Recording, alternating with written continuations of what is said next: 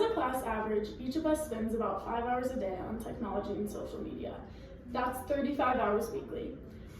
When you really think about it, that's over a whole day per week just on technology. This number may sound shocking, but in today's day and age, social media and technology are very essential aspects of functioning in our society. Technology does so much for our world and solves countless issues, but that isn't to say that there aren't negative effects that come along with it. As technology progresses, individuals are becoming progressively more isolated and less empathetic. There are many ways to view this empathy crisis, which I'm here to inform you about today.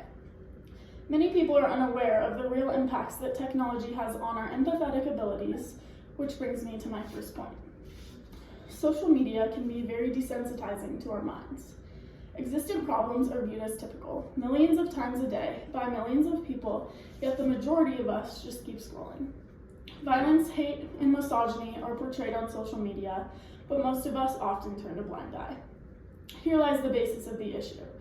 As society changes and technology grows, our moral compass has also begun to shift, potentially in the wrong direction. When we expose ourselves to social media without realizing it, we are in fact killing our ability to empathize. We're actually practicing the complete opposite. I know you're probably thinking, it would be impossible to completely stop using social media. Trust me, that's not what I'm trying to push here. Whether what you view seems detrimental or not, it's not only a huge distraction, but it kills our empathy subconsciously. Technological information makes it hard for our brain to focus on one issue at hand. Jamil Zaki, author of The War for Kindness, says it best. When we are constantly inundated with more stories and statistics than one could ever hope to process, we must choose where to point our attention. The nature of social media has made for a very two-sided society. Politics and the media have become intertwined, and with it all at our fingertips, it's so easy for the two sides to virtually attack one another. Writer Louise Rogers wrote, "What used to be subcultures are now in constant confrontation with each other because of cable news and the internet." Along with this desensitization has come a new form of harassment, which most of you have probably heard of, cyberbullying. When a person is cyberbullying someone else, it's just a game to them. All ability to humanize and empathize is completely thrown out the door.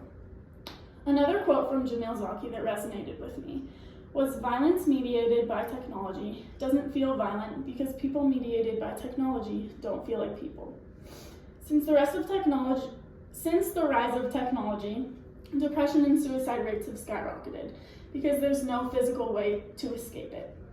Previous generations had a safe space. They were able to escape their bullies by going home. Now, it's very hard for young adults to separate online and real life, allowing every word they read to fully consume them. This creates an empathy block, not only for the bullies, but for the victims of cyberbullying as well. As hard as I've been pushing the lack of empathy social media causes, some can actually experience too much. If all that the media feeds us is negative posts, those without the ability to just turn a blind eye can become very overwhelmed. Like crisis fatigue, if we allow ourselves to become emotionally hijacked by empathy, we're more likely to succumb to feelings of hopelessness and depression, states Harvard author Elizabeth German. It seems as if no matter what kind of media we take in, the detrimental effects are unavoidable.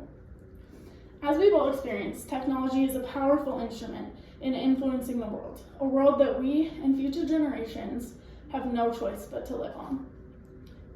We've become robotic in a sense, with the ability to switch our emotions on and off. To reverse the emotional impacts of social media, we as individuals have to be mindful and aware of the dangers of the internet. Technology grows faster than our minds are able, so at this point, it's not up to how often we use it, but the way we use it. Hopefully, I was able to educate you all in hopes to not just improve empathy in your lives, but for the community as a whole. Thank you.